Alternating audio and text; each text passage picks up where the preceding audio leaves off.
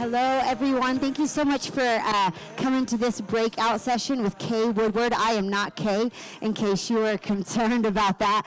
But I want to tell you that you have come to the best session. I promise you, this is going to be the best one. You will not regret that you came here. I really especially want to give it up for the men that came to hear Kay, because this is not just a session for women. So let's give it up for the men that are here. Like, y'all are awesome. All right. Kay Woodward truly is one of my favorite people on the planet. One of the things I love about Kay right now, and as her whole life as I've watched her, is she is so willing to pour into others what she's learned and her experiences. She doesn't hoard it for herself, but she's just an open book and ready to share. This is what I've done. This is the things I've done well. These are the mistakes I've made, and I want you to learn from it. You'll see her, if you follow her on Instagram or Facebook, you'll see her all the time surrounded by younger women and younger men, young people that just want to get everything they can from her, because she's so willing to just pour that out, and she loves them. She wants the best for every single person she comes in contact with. She's always speaking life to people. She has given me some of my very first opportunities ever to speak in front of people, so I'm just so thankful, Kay, for what you've been in my life. Thank you for pouring into me, and again, you've come to the best one. So let's give it up for Kay Woodward. I love you. So, I think I'm definitely getting older, but I feel really good that I bounded that in one step. Thank you. If you can do that also, you are not old yet. Thank you, Lanessa, and it's very exciting to be here. And this is, they said, for men and women. I'm so glad, because it's not a girl talk, so I'm glad you're here. She mentioned, and I'll just elaborate for a second, because the clock hasn't started. My husband and I have been on staff at this church for over 44 years, and we were youth pastors for 12 years, and we were lead pastors for 28. And now the title is oversight pastor, but what it really means is you get to kind of be the boss, and you're just behind the scenes. It's so nice. You get to be bossy, let me say. Not the boss, bossy. So we're bossy, and I have the best life. I really love my life now, but 44 years, you can imagine that the highs and lows we've seen, and the miracles and the messes, and more potlucks than I would ever want to count. And honestly, I won't go to another one. I mean, once COVID happened, and I see people post on social media, and their cats are on their bar, and I'm like, I am not eating your food. So I'm not a lover of potlucks. I'm saying if you can't afford to buy a ticket, I don't know. But if you've been in the ministry for more than 5 minutes, anybody in here? This is what you know. Ministry is like a roller coaster. It is a roller coaster. I love roller coasters. Like, we do fine arts here. We love the fine arts program. We go to nationals, and there's usually an amusement park included.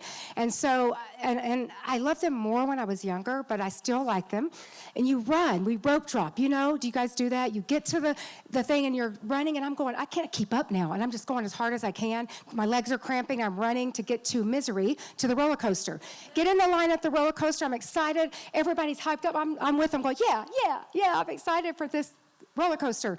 And then I'm there, and I'm convinced that I'm ready for the ride, until you sit in the car.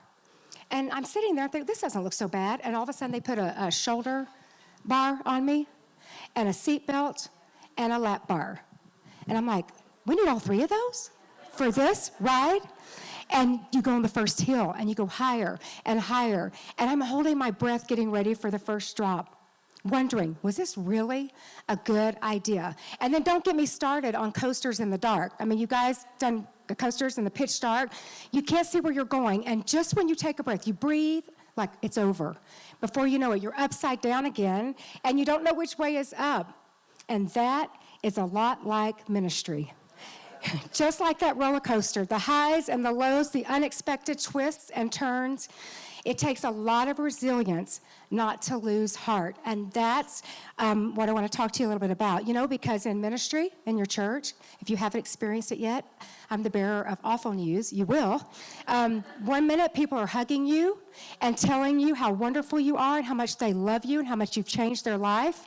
And the next, they're gone. 1 minute, you think, I was made for this. I am good at this. I was made for ministry. And the next, you're Googling remote jobs that have 0 human interaction. because you weren't made for it. You thought, I changed my mind. So that's why I titled this breakout session, Ministry, the Ride of Your Life. And boy, there's a lot that happens when you get older and you get in a semi-retired state of being, but there's an advantage to being able to look back. The advantage is that I can see so much more clearly now. And hopefully, I sat in sessions. I'm not sure people in the sessions I sat in 30, 40 years ago would be as honest as I'm going to be today. But I want to be honest because the idea is that you're in for the long haul.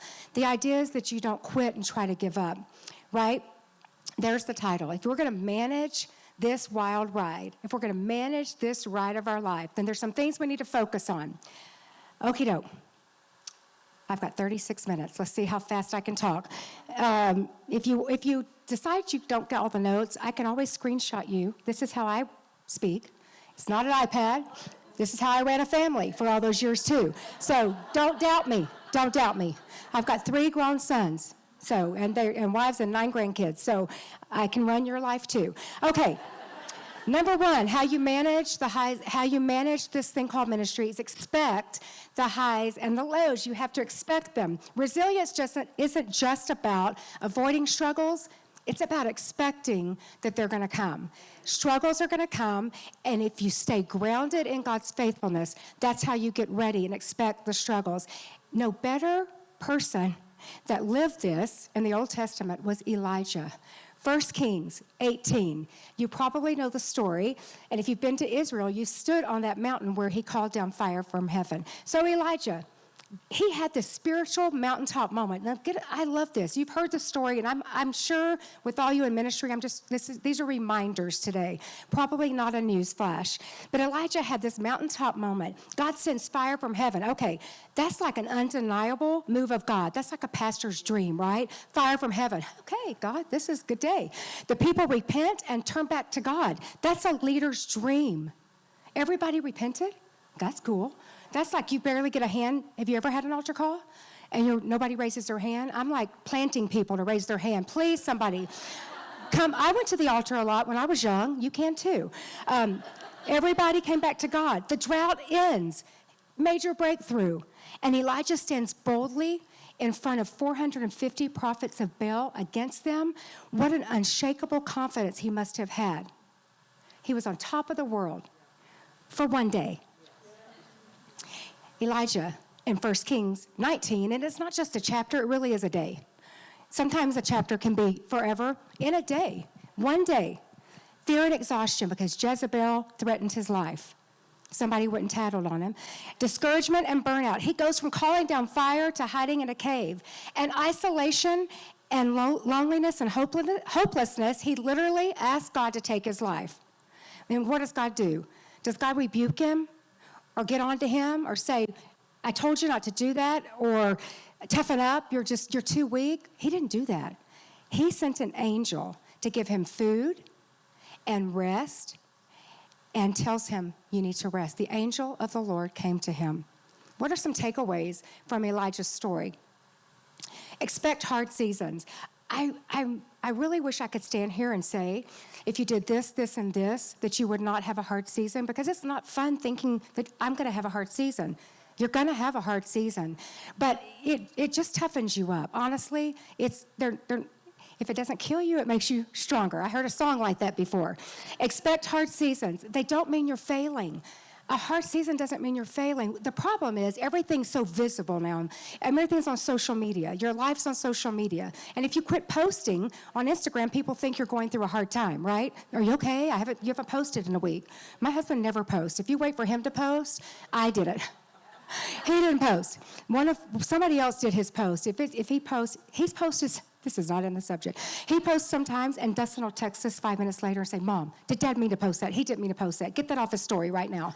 And I'm like trying to get his phone and get in his stuff and get it stopped. And I said, why'd you do that? You know better. Do not post. Okay, so expect hard seasons. They don't mean you're failing. Find healthy ways to refresh before burnout finds you. You need to refuel. And have a hobby that has nothing to do with church. That is really not spiritual, but I'm serious. Some of you, not me, like to exercise. Some of you like to go to the gym. Some like to walk and run. Nada. Some people like to hunt or fish or golf. I like to shop online. I love online shopping. It's more fun to me, and it feels like I didn't really pay for it. And are any of you, men or women, when packages come to the door, I really try to get them and put them in my closet? Because Galen, he says, it's not even Christmas, what are you doing? But you've got to find healthy ways. You need a hobby. I love to listen to podcasts. I love to listen to books on audio. I love to just read. I love to go to the beach. There's not one here, but I do go to the beach. What do you like to do? My family would say they don't really have hobbies. I'm challenging you. Find a hobby. It may not be ceramics or macrame, but find a hobby. Find something that has nothing to do with church. And it sounds really good and spiritual to say church is my hobby. No, it's not. It's fun, and it should be, but find a hobby. Disconnect yourself from the space that's called church. Maybe not the people, but the space called church. And when in doubt, eat a snack, take a nap, and keep going. Because that's what the angel did for Elijah. When in doubt, sometimes you just need chocolate. Sometimes you just need a good homemade tortilla with some butter on it. Sometimes you need chips and salsa. You take all the fun stuff out of your life. Don't do it, because we're going to talk about that here. Eat a snack, take a nap, keep going. So number 1 was expect the highs and lows. Number 2 is joy is an inside job. If our joy depended on ministry, then when somebody walks up and says, oh, that was a great sermon, then that would equate joy to us. But if somebody came up and said, have you ever had this? That music was too loud. Then that says no joy. My watch tells me now when I'm in a loud environment, every church service, I'm on the front row going, I think I'm supposed to leave. It says I should not be in here. I've got to leave this loud environment. That's a good old person for you, right? I finally graduated. I sometimes think the music's too loud. But I'm deaf in one ear and can't hear out of the other. My daddy would say that, so that helps. If joy depended on ministry, we'd lose it quickly. Have you ever been complained about? No? That's awesome. I would love to turn this over to a group to talk to that about. I want to talk to you about some joy killers in ministry. There's a good side to this, don't fret. Joy killer, comparison. I just mentioned that a little bit. Social media makes like every other church and ministries thriving while you're barely surviving on a cup of coffee and sheer willpower. It looks like, do you know, like sometimes when people are going through struggles, and you personally know that, but the social media has this beautiful picture with a filter on it. I'm like, I saw them in person. They have a lot more wrinkles than me. And that filter shows that they don't. I'm like, liar. But social media says that everything's great. And I look at it and sometimes I think, well, their podcast is going good. They got all this. I mean, you do that about your sermons. And how many likes, or if somebody shared a sermon for you. Or social media is wonderful, but it also can be harmful in comparison. Criticism, that's a joy killer. I was so naive to think that after 12 years of being youth pastor at this church, we had proven ourselves. We had started with 6 students. At this point, 12 years later, there were over 200, and our church was only about double that size at that point. I thought, everybody loves us here. We've taken care of their kids. We've helped raise their ornery, awful teenagers, and we've gotten them to these wonderful adults, so they love us. So it's time to get a new pastor. Pastor George became the superintendent of this district, and so Galen put his name in, and we, back then you run for pastor or whatever you do. They voted. So it was the voting day. Had a new outfit, kids look cute in their suits, and we're all there. And I thought, piece of cake. They love us here. We've been here. We've sacrificed our best years. I was 19, and then I was 31. It's best years for youth pastor. They love us. They voted, and there were 6 no's, because they tell you. Why? They tell you. However many years, 6 no's. As soon as we came off the steps, literally day 1, we walked down the steps of the platform. My parents are there. Galen's parents are there. We're just saying, oh my gosh, 12 years and they love us. Someone walked to my husband and said, I just wanted you to know that my wife and I, we were 2 of the 6 no's. And I went, oh, thanks. And your kids go here too? I don't think I like you anymore. But they stayed a long time. I mean, I can't. Some people are going to ask me, I will not tell you who, but they talked about criticism from day 1. Someone said, I voted no because you were too young. I thought, what is the best age to pastor? They want you to have experience, but they don't want you to be old. They want you to be fresh, but they don't want you to be young. So what are you supposed to do? And that's what that day started the criticism. We learned as we got older to not listen as much and to close our ears to a lot of it, but criticism can eat your lunch. And another joy killer in ministry is carrying too much alone. You don't have to these days. There are networks and cohorts and groups to be involved in. If you're carrying a burden of ministry alone now, it's your own fat fault because you don't need to. There's so much available. And I know I keep saying when I was young, but when we started ministry, not only was there not internet, there wasn't even a cordless telephone. You had to have the corded phone and get a long cord and go hide in the laundry room to have a conversation. You surely couldn't have a private one. And we didn't even have caller ID. There was nothing. And so we didn't have friends. We had no friends in the ministry. We didn't know who was pastoring. You didn't know things as they happened, real time. We literally did it alone so many years. And it was the loneliest time of our life. We had these great little boys, but we were so lonely because there was no one to help us bear the burden or to tell us, you're not alone. Don't let that happen to you. If you feel alone in this space, I will talk to you afterward. I can tell you groups to get involved with. But number one, this district, what do we call them now? Network that we're in. Okay, this network that we're in, there's so much to offer. They've worked on that over the years to be able to offer groups for you to be connected with and conferences in our state that you can go to. So if you're not connected, honestly, it's your fault. I know there's an exception to every rule, so please don't write me. How to protect your joy. What's a joy killer? How to protect it. The first one, celebrate the wins, especially the small ones. If we only celebrate the big wins, we're going to miss 99% of what's happening in the church that you're serving at.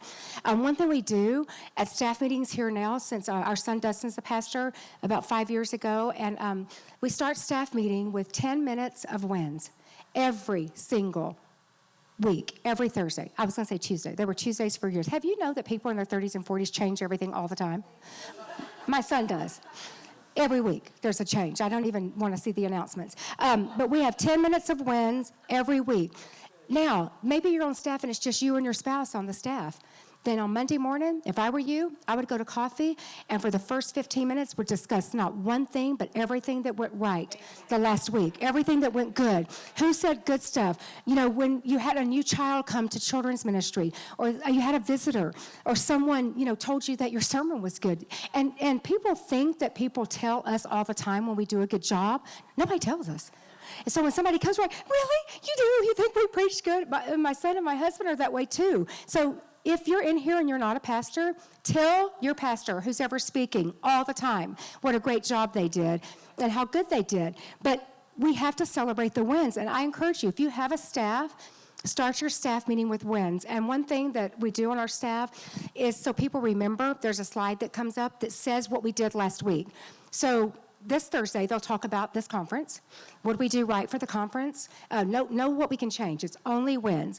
And this is interesting. You would think that people would want to toot their own horn. Like, no one has ever done it.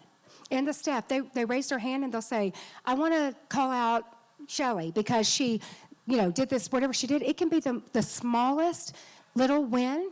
Like, I saw someone pick up trash. Did you know they'll say that. Or I saw a volunteer do this. They call out people that are not in the room.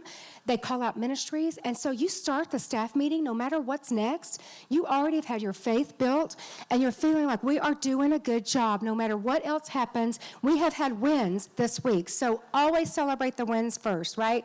Another way to protect your joy is to find your people. Find people who make you laugh.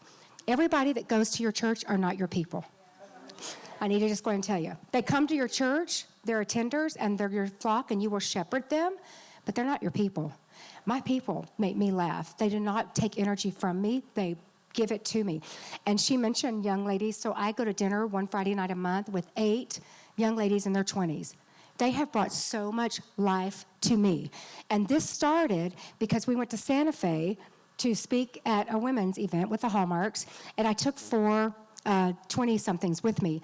And that night started that dinner afterward. And so it started actually a whole movement in our Flourish. It's called Flourish Collective. And it basically started that night. And I meet with these young ladies, and it's a Friday night. And I know that's like crazy, but that's the only night they had.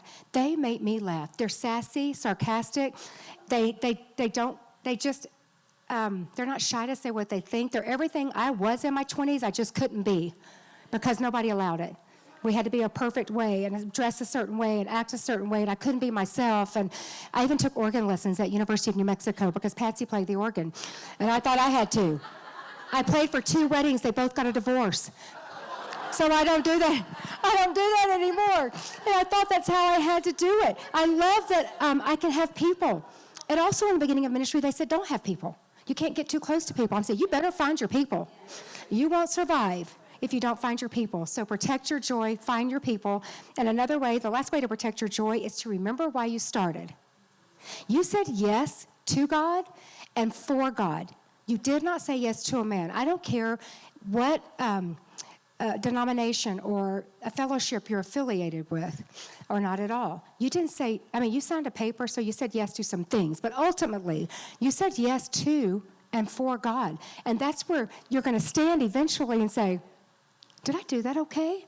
So that's the only person you're going to really answer to. So remember why you started. And I have to go back to being 16 years old on a missions trip to Nicaragua. And do you know who the missionaries were? Kenneth and Terry Smith. And they were the missionaries. I lived in Alabama. I didn't live here. And I met them, which is crazy to me. And they were from New Mexico. And I felt so strongly God speaking to me that night, because I was a heathen, a little church girl heathen. And God spoke to me that night and said, be able to clean up your act, but I want to use you no matter what. And I knew I wanted to be in ministry, and I knew I wanted to do this. But this wasn't allowed for a long time, to be able to stand in front of men and women and men, to be able to do this. So God, I love to be around young people. I love to remember why I started. Elijah lost his joy because he lost perspective. If you lose your joy, you lose perspective. He lost his focus. And I love this. God didn't restore him with a miracle, like an instantaneous miracle. He restored him with rest and refreshment and a whisper. If you go back and read those chapters, he restored with a whisper. You may not get, I'm in the middle of a mess, I've lost my joy, and then tomorrow you wake up with joy.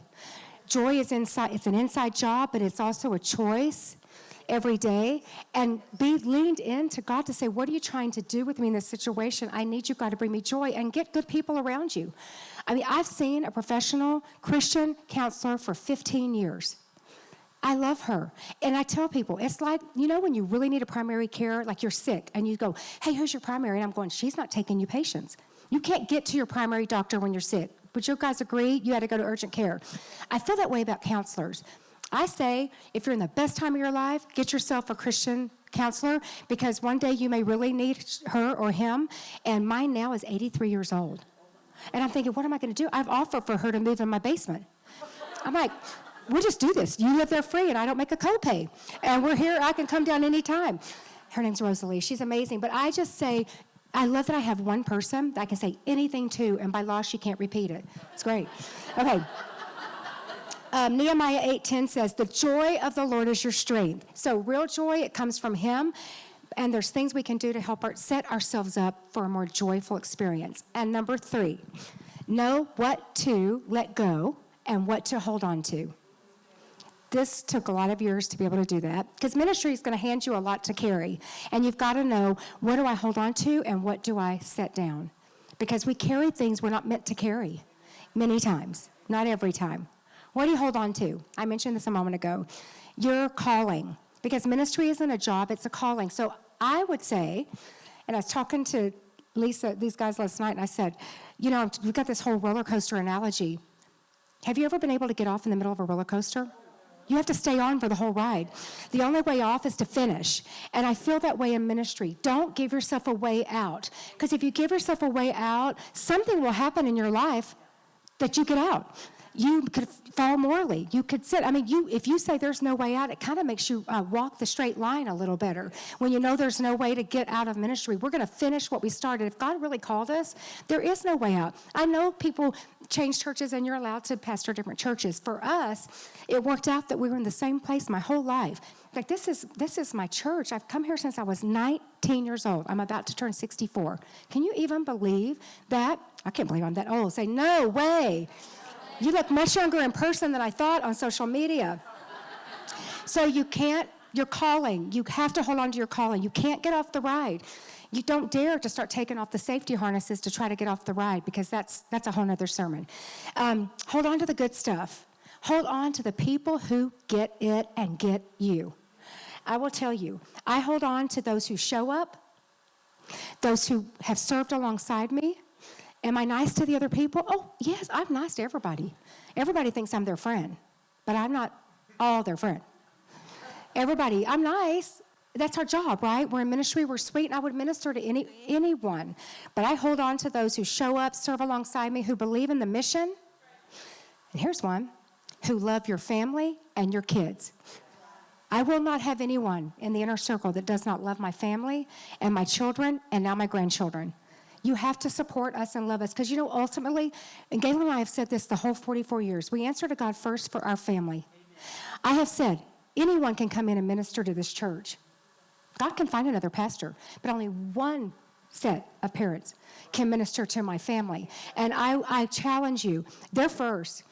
I don't care. We have Monday night family dinner, and if you've heard me before, when they try to book something at this church on Monday, I find whoever I can find. First, I say to Shelley, I say, who booked this? And then I text them and go, have you lost your mind? Do you not know we have Monday night? Because life, our grandkids are 21 to 4 now, and the babies live in D.C., but life has happened. So some Mondays we can't do it. Some Mondays my 19-year-old grandson is studying to preach at youth. He's the middle school pastor. And I said, you didn't know this was coming for a week? You don't practice and go study on Monday night. You go at 8 o'clock. And they know I am serious about protecting my time with my family, and you get people around you that love your kids, and you can call them when you need a prayer, and they aren't just saying it, they've already been praying because God spoke to them. And they'll support you if you have a kid that goes astray or rebels, they're there for you. They're there for you. So hold on to the good stuff. Hold on to life change you've witnessed. That's a thing to hold on to. That's part of the good stuff. People who get it, life change you've witnessed. Marriage is restored. Now, if we had people get divorces in our church, yeah, lots. But I don't think about that, honestly. I hang on in my mind to keep the joy. I hang on to the ones that were restored, right? And to salvations. And after 40 plus years, generations that are still serving God. We're in third generation of people we've pastored here that are serving God. And I love it. I've been in rooms with so many people in this church that have had babies, and now I'm been there again when their babies had babies, and it's something about ministry that you get to see generational change. And even if you don't stay somewhere your whole life, but you see the start of generational change. You see who went first in the generational change. So I think that's important. We hold on to the life change we've witnessed and the moments. You hold on to moments. I had breakfast with Kathy Suttle yesterday, and we talked about this at length. But you hold on to moments. Sometimes it's not like something you think was earth-shattering. It's just a moment, and we tend to forget them. What if it's just a moment you had with someone, a conversation, or a word you had, just one word for someone? Or you spoke and you saw someone's eyes light up. That's a moment that you want to hold on to help keep your joy. Someone's testimony. Or do you invite people to church? I invite people to church all the time. And I care. I have a fit if I think something doesn't go right in the church service, because I've usually got friends in there that I've invited that are not saved, and I want it to go good. Don't you want the pastor to preach good when you have a friend there? And if you're the pastor, that's really scary. And I'll say to Dustin, my friend's here today, I need you to take it up a notch. Need you to get with the program. But if you care, if you have moments when you're singing a song and all of a sudden that song sings different, because of a moment someone's having or something someone told you that week, and you're raising your hands and you're singing thinking, oh my gosh, this is a moment. This is a moment. I don't want to forget the moments. Don't forget the moments. Don't forget the good stuff, but don't forget the moments too. I look for good on purpose because I think as humans, our tendency is to go negative first. Maybe there are some really positive people in this world. And I think, are you really that sweet? Like, they are. Like, I can't even relate. But because my tendency is to want to go negative, but I have to fight it and look for the good in everything. And then just tell my counselor when I want to go negative. So that's what we hold on to. Here's what we let go of. And I'm closing-ish. Okay, unrealistic expectations. You can't fix everyone, please everyone, or be everything to everyone. Just let it go now. If your church has 10 people, 10,000, you're not even going to please the 10. Sometimes I think it's harder to please 10 because they always had an opinion, so they still want an opinion even when you get there. You can't please everyone, so just nod. Did you ever do that with your parents when your mom was getting on to you? I would nod and act like I was going to obey. And I didn't. So I just nod when people give me a suggestion. Oh, that's awesome. I'm never doing that. So you can't fix everyone, please everyone, or be everything to everyone. And another thing you let go of is offenses and criticism. Not everyone's going to like you, and that's okay. It's hard to believe, right? I think, why wouldn't they like me? I try to like a lot of people. People give opinions. Some of it's helpful. Some of it's just noise. And you will learn to tell the difference. You will learn to be able to know the difference. And that's being in your prayer life too, because then the Holy Spirit can speak to you and say, I know you don't like this, but this is something you need to hear. Different than when someone's just, giving you an opinion that they haven't prayed about either. Opinions. Everybody doesn't like your church, and they won't. It's like if I said, okay, who in here likes strawberry ice cream? It's your favorite. Okay, 3. Who, your favorite's chocolate? Who your favorite's cookies and cream? Okay, we all have a different flavor of ice cream we like. That's why there's different churches. They're all a different flavor. Like, I don't understand why people wouldn't go to cookies and cream first. I'm like, you get the best of both worlds. Come to my church. But maybe they just want vanilla right now. And they change because their taste buds change. I don't understand all that because I've been in one church my whole life, but I know what happens. And that's opinions and criticism are like ice cream, and people need a different flavor, and you be okay with it because they're good people. It's not that they're a bad person. And sometimes they're needed somewhere else, and it doesn't mean they don't love you. And you have to learn that sometimes you can only add by subtracting. It is exactly how it is. I didn't like it when we were subtracting. I wanted just to add, but it is the way it turned out. And comparison. You have to let go of comparison. And I mentioned social media. If that's a thing for you, if it's an issue and you get on and compare too much, then you might get off. Back in the day when we started in the Assemblies of God, and I see a few other gray-head people in here, they still have it, but I don't know what's in the report. There was something called an ACMR. Do y'all have that still? And you only ever saw the results at district council. And you'd go in and open that book and see where you were. And was yours the smallest church, the biggest church? Who gave the most to missions? I thought that was the dumbest thing. While we share that out loud, I think we should do they text it or email it now so everybody doesn't see it? See, you see it, but you're not standing there with all your friends going, trying to act like you're not caring. That was the ACMR. I'm like, can we fudge this at all? No, you can't. They know you didn't go from 200 to 20,000 this year. So that's how we compared. But God did not call you to be them. It's the craziest thing, and you hear it over and over. You're called to your place, your town, your church to be you. And God will cause you to thrive if you stay in obedience to Him.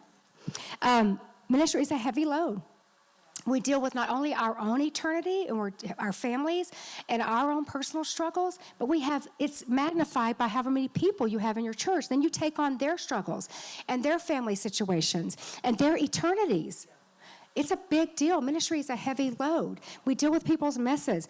And it was not until about halfway through this ministry journey for my husband and I that we realized we were caught up in the weight of it. We weren't laughing anymore. We weren't having fun. We didn't laugh. It wasn't joyful. We just did the job every day. And the church was growing, but it was just, I didn't even like coming to my own church. If you don't like going to your church, something needs to change. I was like, is church again? And it was probably Sunday morning, Sunday night, Wednesday night. And I love church. Like, I go to something all the time now, and I don't miss anything. I go to every service every Sunday. I know. And I don't have to. But it's how I was brought up. But halfway through, we realized we're carrying the weight of it. We had to learn what to release. This is the most important thing I will say to you this whole session, which is almost over. When we learn what to release, It creates space for joy, laughter, and longevity. When you learn what to let go of. You know, if you're carrying too much, there is no space for joy or laughter or longevity. You won't stay for the long haul or however long God had intended you for to be somewhere. We have to create space for it. Are you creating space? And I know what you think, because we thought it. If we let something go, we're a bad pastor. If we don't make every hospital visit, what does that say about us? That you're protecting your mental health. If we don't go to everybody's crisis, what is that saying about us? That you're not raising up leaders in your church who can minister alongside you, because the Bible, everybody's a pastor. And if you're having to do it all alone, that part is your fault. There are volunteers who will work every bit as hard as you work, and they're not getting paid, which is a great thing. We need to, tap into that. They don't get paid, and they'll do as hard. They love Jesus like you do. So if you don't release something, you can't be joyful in your ministry. It will be a job to you. And no one likes a job. I don't even want to go to one for money. I want to make money without doing anything. I have not found that yet. I have at my point in my life. How do you do that? For too many years, we carried the stress, we carried the pressure, and we carried all the responsibility. We had some great staff along the way. I'll tell you, though, there was nothing more fun than when our sons got old enough to come on staff. There's nothing like having your kid on staff with you, because they've got your back. Your child, they can be mad at you 1 minute, but they will go to bat and punch somebody out for you. And I will for them. I mean, I promise you, you come against Dustin or Jonathan or Brandon, it's lights out. We're not going to be talking anymore. For a time, so all those years, we carried it all. For a time, we forgot to celebrate and laugh and embrace the moments. I kid you not, I feel like there's a period of about 10 years that I have chosen to forget. I can't really remember everything that happened because they were so bad. They were so bad. And I thought, God, how are we going to make it through this? But we had people around us. We had our people that held our hands. They held our hands up and helped us to get through that bad part, which is pretty exciting. So these are like a few rapid-fire things in 5 minutes. These have they have everything to do with the talk, but they're not under a point. Here's a few things we've learned, and I'll speak for myself and say I've learned. When the highs come, ride the wave as long as you can. When the highs come, you enjoy it, celebrate, party, ride it. Add new ministries, do everything while you're riding the wave, enjoy the momentum, and just go, go, go, go, go. Because when the lows come, don't live there. Feel it, process it, then get back up. Someone will leave your church. I hate it, and the church was smaller, it affected us more, but someone would leave, and I'm like, how do you not take it personal? Like, you hurt my feelings. Like, what? It's me that you don't love. It can't be the church, it's us. What could I didn't do anything to you. I came to everything. Went to your kids' stuff. I did everything. So they leave, or you have one of your highest givers, or 10, walk out in one Sunday. You think, how are we going to survive this? You do. Or a staff member that you cherished more than anything, that you thought they will never leave us or forsake us. After all, they said that. They said we're lifers. When somebody says they're a lifer, to me, I'm like, well, they're leaving. Because a lifer doesn't have to tell you they're a lifer. They've held your hand. They're standing right beside you, holding your hand, going, oh, I don't have to tell you, I am a lifer. I've got lifers with me. We've been friends since we were in our 20s because they didn't have to tell me. They showed up. When you turn around at your grandchild's basketball game for YMCA, which is not a big deal, and 25 people are there, your friends from church, to see a YMCA 8 a.m. game, those are your people. When the lows come, don't live there. They will come. Find the fun, find the joy, find the ridiculous moments. Find the fun. Include your kids in everything. We included our kids, and we tried to protect them from the bad. There's no way. They just experienced it. Honestly, I think it made them better people. We didn't talk about people specifically in front of them, maybe a time or two, but not all the time. But take them. I watch that with Dustin and Mandy now with all their kids. They take them to every conference. They take them everywhere they go, because if your kids don't ever get to do the fun stuff, they're only going to think that church takes my parents away. So take them to fun conferences with you. Take them and say, we get to do this because we're pastors. We get to be at this cool trip because, your dad's the pastor, and look what we get to do. Look how fun this is. We got to go to Albuquerque and go do something really fun, or we got to go to Dallas. Include your children. They are on the ride with you, and you might as well bring them in for the whole thing. Ministry isn't about just what we do. It's about who we are becoming in the process. Who will you be at the end? I would love to say I did it right all the way. I did a lot of wrong things. I mean, can you believe people actually wrote mean letters to me and about me? The way I dressed when I wore dresses down to here, pantyhose, closed-toed shoes, and long sleeves, they still didn't like it. I'm like, I'm wearing sandals today. And I thought, how did that happen? But you have to know that ministry is not, it's who you're becoming along the way. It's not a job. And at the end, not at the end, thankfully, hopefully yet, but we're on this side of that. And I can say, we did it. We came out. We came out in one piece. We kept our integrity intact. We didn't have affairs. We didn't even have boyfriend or girlfriend. We stayed with the one that we danced with that got there. We stayed with the same person. We did it. We made it. We made it. And so can you look back? Do you want to look back and say, wow, and you know, the age I got to now, that came way faster than I thought. When I was living in it, I thought this is never going to end. Just like when your kids are young. And all of a sudden I'm like, oh, it ended so quick. I will tell you something. Things didn't get easier for us along the way. We got smarter. But Galen and I, if he were standing here, we would both tell you. We've been in this building for, I think, almost 14 years, 13 or 14.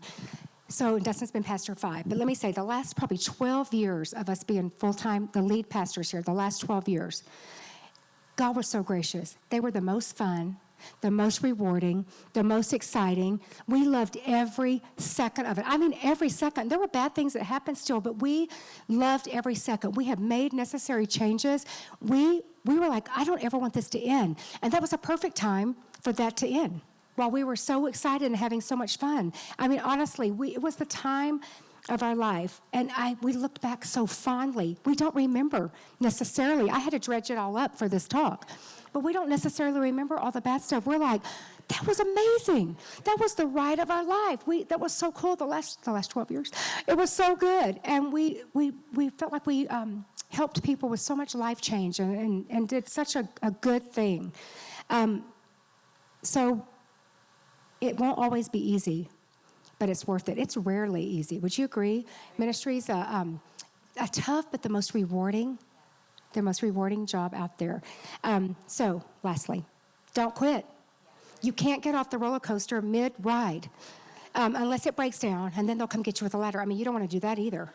So don't try to get off the roller coaster. Stay till it's over, and you may do this. You may be dizzy. You may need Dramamine the next time. I don't know what to tell you, but don't get off the coaster. Make the changes you need to make. Don't listen to me today, please, and go, oh, yeah, right.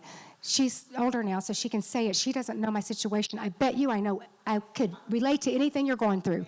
I've heard it, seen it. I could relate. So we're all in the same boat. Make the changes you need to make. Lean into the joy. Joy is there. It's there. It's not a secret. It's not hidden. God didn't hide it from you. It's there. You have to lean into it.